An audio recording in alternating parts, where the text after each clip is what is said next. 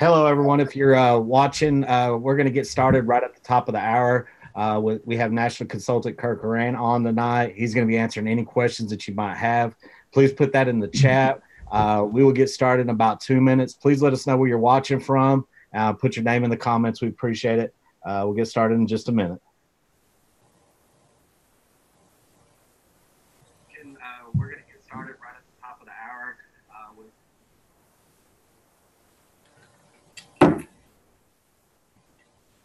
I'm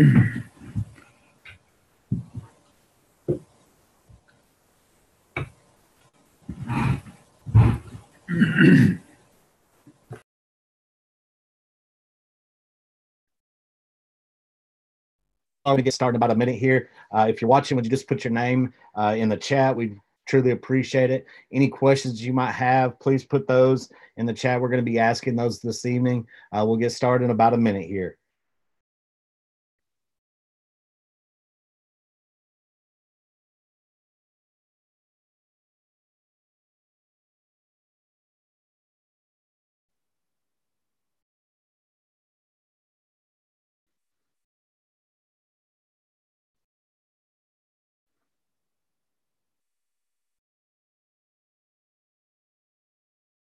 Hello, everyone. We're going to get started in just a minute here. If you're just joining us, please put your name in the chat. If you have any questions, we're going to have Kirk's going to be answering all your questions tonight.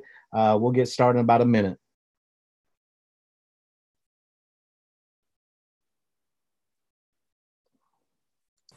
Hello, everyone. I want to welcome you guys to the Ambit Gift. We truly appreciate you guys watching this evening. We have a great night planned for you guys. I want to introduce my co-host, senior consultant Courtney Dowdy, and she's going to join me tonight with National Consultant Kirk Horan. How are you doing, Courtney? I'm doing great. Hi, Derek. How are you? Would you do us the pleasure of introducing our special guest as you do so well? I certainly will. Guys, we have the privilege of having a wonderful friend and awesome business partner up in New York with us tonight. He and his wife have been working this business for 10 years. They fast-tracked to regional consultant, fast-tracked to senior consultant, and then to executive consultant.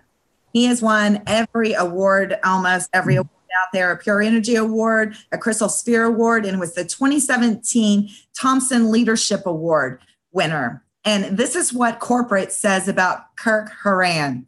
Kirk is known for never giving up attitude and a commitment to hard work, as well as an infectious laugh and positive attitude. His commitment to building his business by following Ambit's proven system has served as an example for countless others, as he is always willing to help his fellow consultants take success to the next level. Help me welcome National Consultant Kirk Horan. Kirk, thanks for joining us. Thank you, Courtney. Thank you, Derek. Well, we appreciate you coming on and answering questions. Just a reminder to all of you who are viewing out there, if you have questions for Kirk or for one of us, please feel free to put that in the chat. Make sure you introduce yourself, tell us where you're viewing from. But our first question for Kirk tonight is, why Ambit? Tell everybody why you chose Ambit. What was it in the plan that you saw? Well, I had never been in any other network marketing business, and I was one of those skeptics of network marketing. You know, anything that was ever introduced to me prior to Ambit, I was that guy who said, no, pyramid scheme, scam, I want nothing to do with it. But, you know, there was multiple factors involved, with the first being my back was against the wall. I was out of work for the third time, and I needed to make money. And when I saw this opportunity and listened to the presenters, it was a no-brainer for me. Everybody we know and everybody we don't know uses electricity. The idea that I didn't have to go sell a product and hope that people continue to buy it. I know people can't live without electricity, and they're going to pay their bill every month. And the idea of having a recession-proof residual income is why I started Ambit. And that is that's a great reason, you know, to start Ambit. You know, man, I've always enjoyed how you've always just, you know, taken our team, you know, Team 212 under your wing, and you've come down and you've done a lot of stuff for us, and a lot of meetings and a lot of trainings. And we, you know, I want you to know that we truly appreciate when you take the time to come out and do that for us.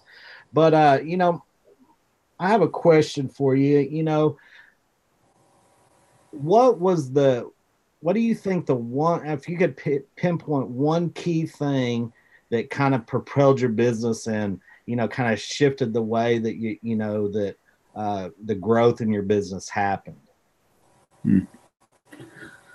Well, you know, I think the misconception for a lot of people is that because I'm a national consultant and I've had a lot of success with Ambit, or not just me, any of the leaders in the company, whether it be Brian, you know, Ray, Coach, you know, any of the top leaders, that there was no struggle there. It was a smooth road, and that is by no means the case. There was many ups and downs in this business, and you know, I think Courtney read it to you in the beginning. I think the key to this business is being persistent and consistent every single day, getting up and treating it like a real business. And you know, I've heard a lot of people tell me through the years why they're doing this business, and, you know, that this is their vehicle to whatever that why is. And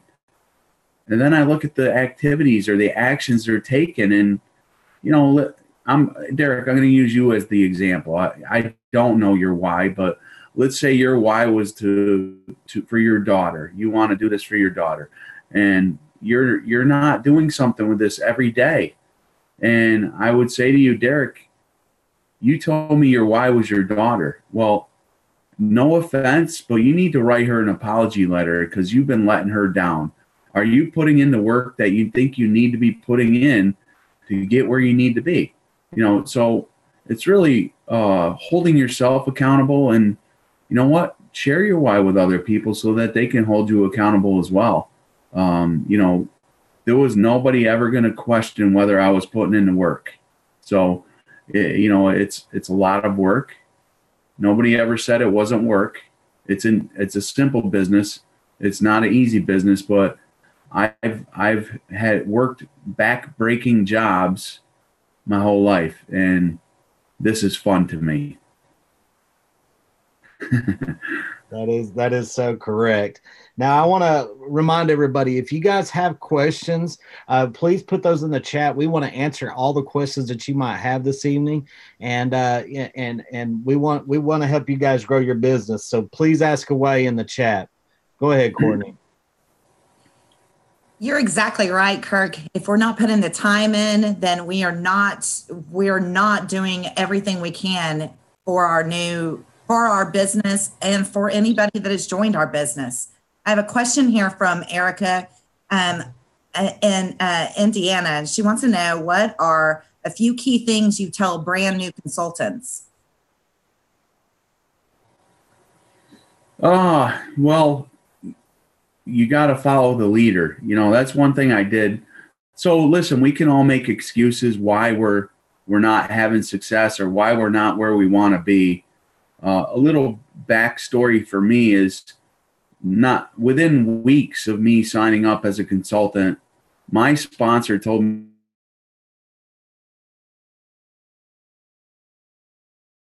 to lose his number. You know, I've never talked to that man again in 10 years.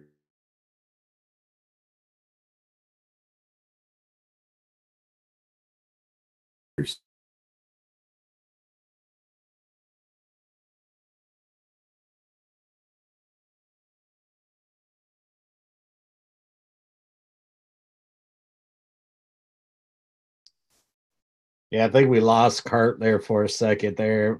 There's Barger coming back up. Here we go. He's coming back in. Was that me? You're muted, Derek. You're muted. I think so. I think we lost you. So we didn't get, we were hearing the part of your backstory, and then you kind of just Wi-Fi'd out. Okay. Well, you know, the bottom line is the guy that signed me up told me to lose his number. So I could have given up right then and there because he didn't help me, but that wasn't going to fix my problem. So when I sit down with a new consultant, I really want to know what's going to motivate them to go out and be successful in this business. But I also want them to know that it does take work. It does success. You've got to be willing to go out and do these two simple things and follow our simple system. Too many people try to reinvent the wheel. You know, everything's been laid out for us step by step.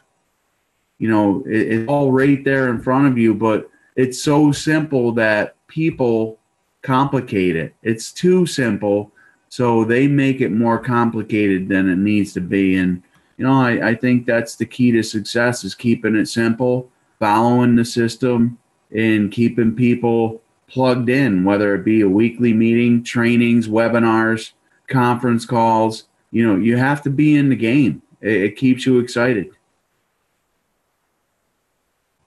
You bet. Now Erica has one more question. She says, how do you train your leaders now? How do I train my leaders? That's a good question. I would say my leaders, the training, I'm all about hands-on training. You know, I'm not a technical guy like you are, Derek. I'm not the guy who is doing webinars and, you know, I can get on a webinar, no problem. But as far as doing them and setting up trainings, I'm not that guy. And for anyone on here who thinks as a leader, you need to be that person, you don't. You need to be, as a leader, we need to find all of the attributes that leaders in our organization add to the team. And there's always a Derek, a Courtney, a coach. You know, there's always those people are going to step into those roles. So how do I train my leaders? By example. You know, I'm out there in the grind doing. I'm not going to tell anybody to do something that I don't do or I have not done. So leading by example is how I train my leaders. Do what I do. If you want to be where I'm at, do what I do. Well, I know from experience that my very first ambition, listening to you and Tim Illinger talk in Coach Alan Johnson's room and giving us, you know, just some nice training and backside story. You are one of those leaders that we absolutely look up to. Jennifer Herrick saw you at Power Trip in Scranton, and she heard you talk about chatting people up at the gas station while you're pumping gas. So she's conversation like, what kind of, you know, what do you say in those few minutes to engage a stranger? Well, you've got, you know, you have to be quick-witted for sure. You know, listen, no scenario is always going to be the same. The specific story that I was referring to that day was, you know, everything fell into place. I was up in northern Massachusetts, and the van pulled in on the other side, had a magnet on the door for a business, and had a Rhode Island license plate. So my initial question was, excuse me, yes.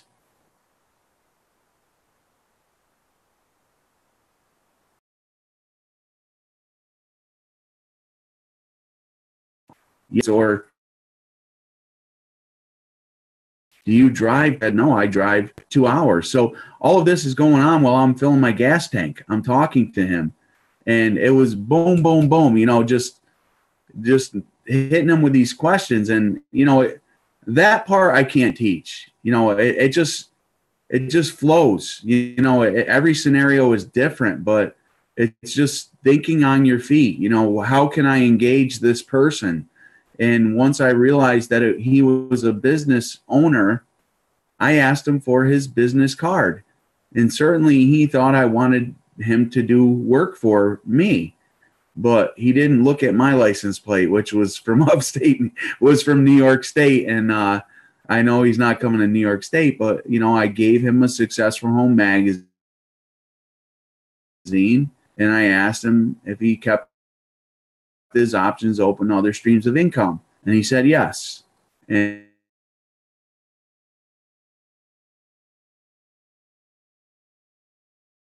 he reached out to me and told me he was trying to sign up and he didn't know how could I help him. And that's how that story ended. I signed him up. I was in Maryland, Western Maryland, when I signed this guy in Rhode Island up as a consultant that I met at a gas pump. And another side note of that story was he introduced himself as Isaac, and I said, "I'm sorry, Isaac, I don't remember who you are. Can you help me out?" And he said, "We met at the gas pump." And I laughed. I said, "Well, I talk to people at every gas pump I'm at, and I need more information than that." So he kept telling me more before I even figured out which person it was. So yeah, you listen. I say it's like the gospel. If you want to spread the word, you got to be willing to talk to everybody. And I'm out there preaching Ambit like the gospel. I want to, I'm not trying to convince people to do Ambit, but I'm simply sharing information. And when you believe in what you're a part of, you want to share it with everybody. Man, that is so true. I mean, that's why we call it the Ambit gift. If we don't share a gift, then nobody can be successful. I have another question here from Bowen Hardy. He says, how do you keep all the things big and small, like life, getting in the way? Well, you got to have priorities, and I understand many people in Ambit are not in a position where Ambit is their primary source of income, but Ambit wasn't always my primary source of income either. But I always made Ambit a priority. It was Brian McClure has always said, God first, family, and then Ambit. Well, that's how it's been for me, and you could say, well, you say God first, family second, but you're always out on the road working your Ambit business. You're not spending a lot of time with your family. Well, I'm doing this for my family. So that moves Ambit up, to equal to my family. If I'm doing Ambit for my family, now Ambit is a top priority. Why do we do Ambit?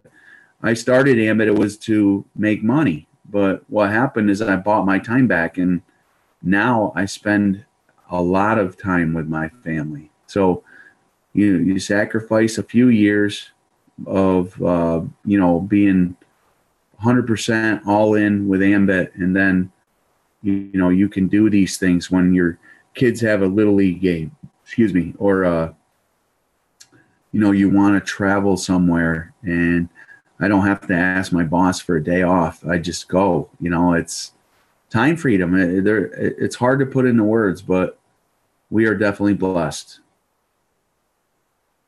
That's so valuable to have time with your family. Thank you for that. Erica Luga also has a question. How many consultants have you personally sponsored? Is one of her questions. But do you feel that it's important to continue to personally sponsor even as a top leader? Absolutely. I just sponsored a new guy into my business in Connecticut.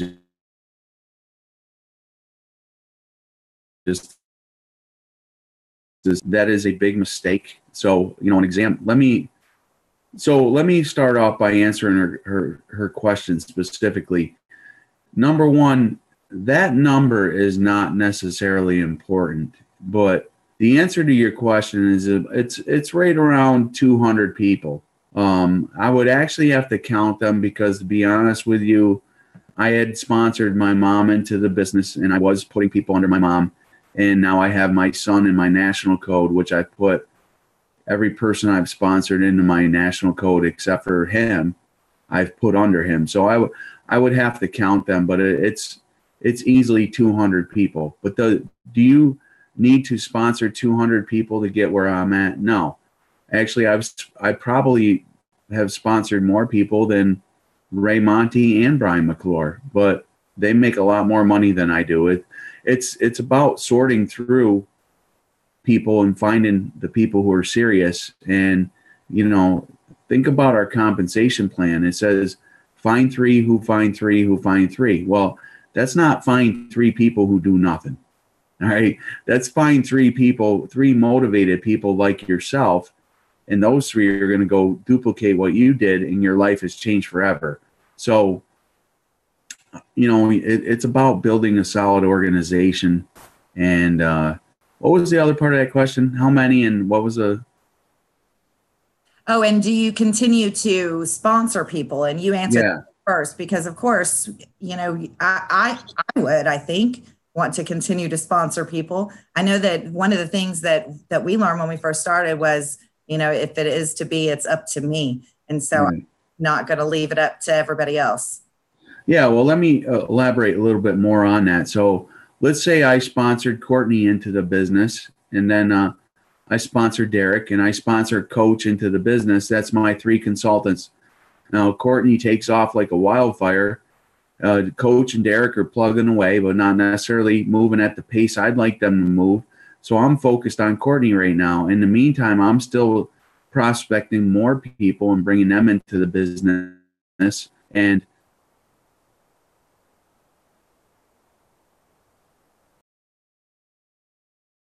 banking on Courtney to get me where I want. Now all of a sudden my business just came to a screeching halt. So you always want to have multiple people that are moving, and that requires you to continue to prospect and recruit new people.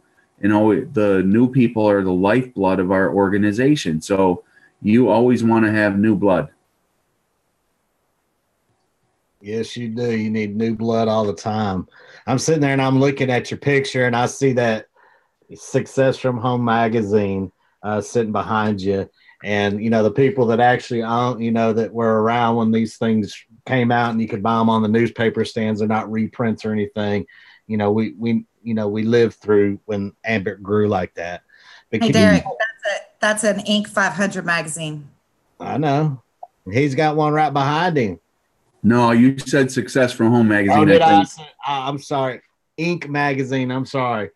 But can you take us and just kind of, for someone that's just now maybe getting into the business, can you kind of explain where Ambit's been and where we are now?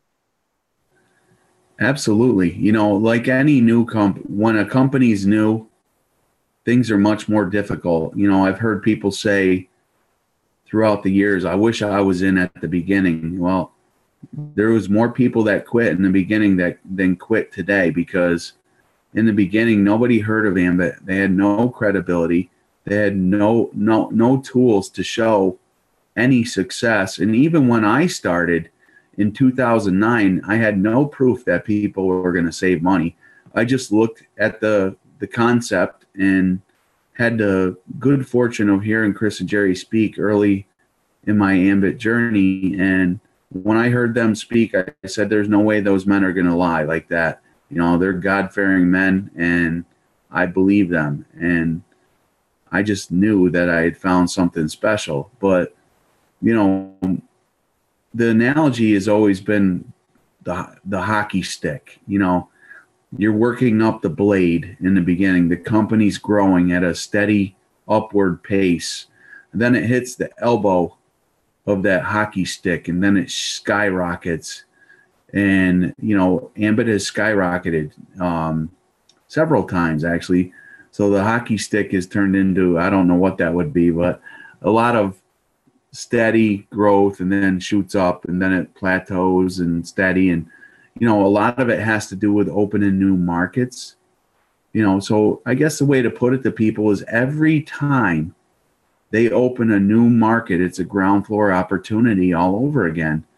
And so one of the things I say to people when I'm doing a presentation in my close, I'll say, how many people in here wish that Florida would open? How many people know somebody in Florida and it looks like a rock concert with all the hands going up? And I say, well, if you know what I know, if you understand this business like I do, you don't want Florida to open right now because you're not positioned for it. If I say I'm not positioned for it, you're not positioned for it, I promise. Would you rather go into a new market with 3 people on your team, or 100 or 1,000 or thousands of people on your team. That's positioning. So I would tell people on here to be grateful for the markets that we have. They're all virtually untapped with less than 3% market share, except for Texas with the markets. But Texas is the fastest growing state in the entire country. So even though they're at 6-7% market share, it's still virtually untapped considering the growth of Texas. So we're at the front end of a massive wave. And when Jerry talked about the future of the energy sector with our partnership with Shell, and they said by 2030, 2035, all new cars in the United States will be electric, and Shell is transitioning into renewable energies, and that'll be their primary source by 2030, 2035. How it's generated does not affect what we do. And the idea that, more people, so on average, people spend $200 a month on gasoline and $100 a month on the supply portion of their bill. I know you guys in Texas might smile over that part of it, but that's an average for the United States. So that being said, so by 2030, 2035, that transfer of $200 a month in gasoline to, 200, it will be a 200% increase in electricity usage. And that means, just based on where you're at today, the potential for your income, your residual income to grow by 2030, 2035 is a 200% swing in our favor, with the demand for electricity only increasing. So when you're in an industry with such high demand, and everyone you know and everyone you don't know needs it, we've hit the mother lode. You just got to be patient and persistent. Speaking of being persistent, talk to me about your daily method of operation when you were still working. I know that it's changed. It's had to have changed a lot since then. It was pretty intense. I'll give you like a week in my life back then when I was working. So as a firefighter, I worked 2 10-hour days. I'd have to be there at 8 a.m. to 6 p.m. at night. Then I'd get out, and then I'd have to be there the next day, 8 a.m. to 6 p.m. And then I'd get out, and then I wouldn't have to be to work until the next night at 6 p.m. to 8 in the morning, and then 6 p.m. to 8 in the morning. So on a day shift where I worked 8 a.m. to 6 p.m., as soon as I got out of work, I had one-on-ones, whether it was a one-on-one, two-on-one, in-home, weekly meeting, everything was booked.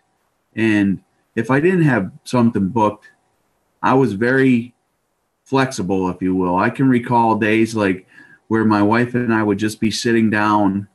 I'd kick back in the recliner to watch a movie with her, and my phone would ring, and somebody would say, "And listen, I just got somebody who agreed to meet to look at the videos right now. Can you help me?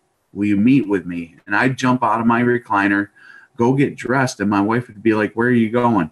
"I got to go show the plan." And I did that for years. And on top of that, when my team started growing out on Cape Cod, I would drive 4 hours. Let's say it was my first night. I get out of work. I'd get in. I'd have somebody come in a little bit early for me, so I could leave. It would take 3.5, 4 hours to get there. I would drive out. I'd make Cape Cod to do a 7:30 meeting, whatever that is, 45 minutes, an hour, and then speaking with people after. Let's say I'd leave by 9:30, 10 o'clock and drive back home. I get home at 1 o'clock in the morning, get up at probably 6, get ready for work to be there by 8, and I do it all over again. I did that for years, and I'm not patting myself on the back. I just knew what it took, and it was about timing and positioning. And, today I say to people, everybody wants to be where I'm at, but are you willing to do what I did to get here? And, that's where I look at people like Brian and Ray, And, Ray's Brian is a founding consultant in Ambit. And it's no secret that he started as a national consultant, but, he earned that position long before Chris Chambliss ever tried to go recruit him into Ambit.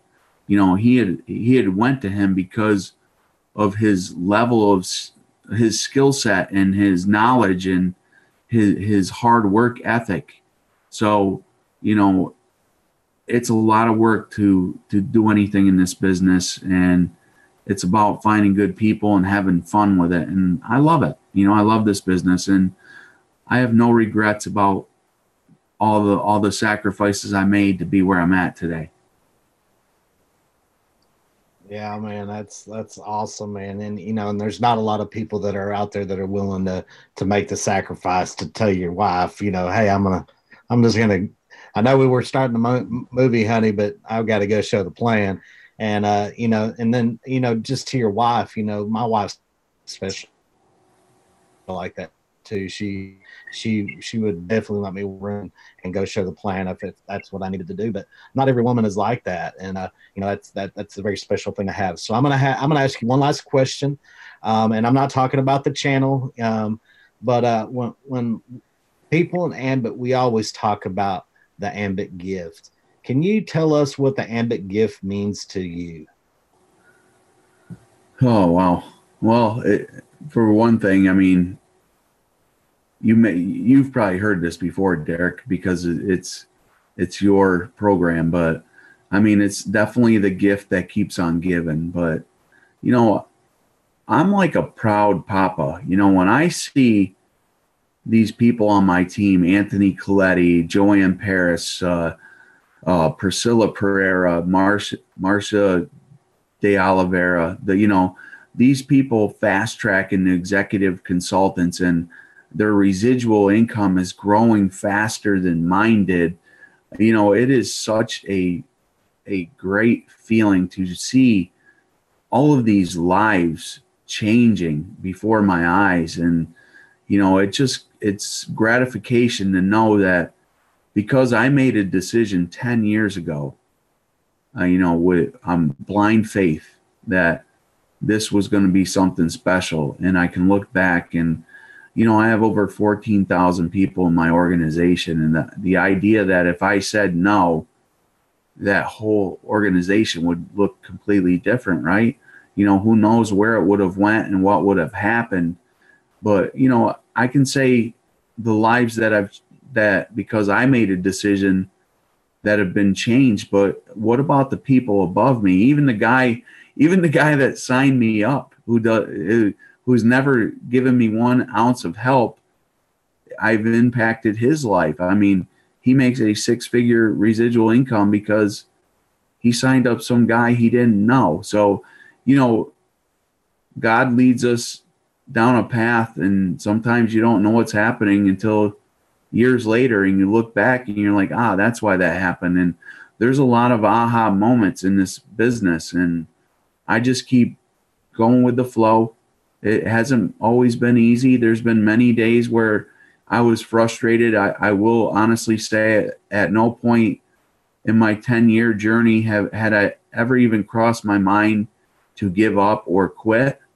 And the biggest problem I've always had is taking time off. I'm a workaholic. So, the hardest part for me is saying, all right, I got to leave my phone home when I go on vacation, or I'm not going to shut it off. And that didn't happen in the beginning. That didn't happen for 5-7 years, but 10 years later, I'm very grateful. I can turn my phone off and go on vacation with my family and have 100% family time without thinking about what's going on in my Ambit business, knowing that it's growing. Like when my wife had her surgery in 2017 and she was laid up for months. And, those are some of the biggest weekly checks I ever had because my team was growing without me because of what I started and the leaders that were in place. So, it happens. It happens. It can happen to anybody. but it's not going to happen by luck. It is about going out and working hard and getting lucky by finding people. The more harder you work, the more luck you're going to have. Man, that is so awesome, man. I truly appreciate you coming on here tonight, Kurt, and doing this for us. This will be shown on the Ambit Gifts YouTube channel forever. You can go back and watch the replay at any time. We're trying to interview all the Thompson Leadership Award winners. Let me kind of go through my list here and let you know everything that we got coming up. So next week's Free Energy Live will be Alexander Schulman. He'll be answering questions on the Free Energy Live, which is on Monday night. If I can, and Facebook's so messed up today, I can't get to nowhere. And I could tell you that Steve Thompson's going to be do live Q&A for the Thompson Leadership Award on April 3rd. And then Coach Alan Johnston is going to be doing live Q&A for Thompson Leadership Award winner on April 10th. There's a bunch of people in between that is on, but I can't. My Facebook has been messed up all day, and I can't look at my calendar, so I apologize. We are one subscriber away from hitting 400 subscribers on the YouTube channel. So if you haven't already, please hit the subscribe button. We truly appreciate you guys watching us this evening. We hope you have a blessed evening. Good night. Thank you, guys.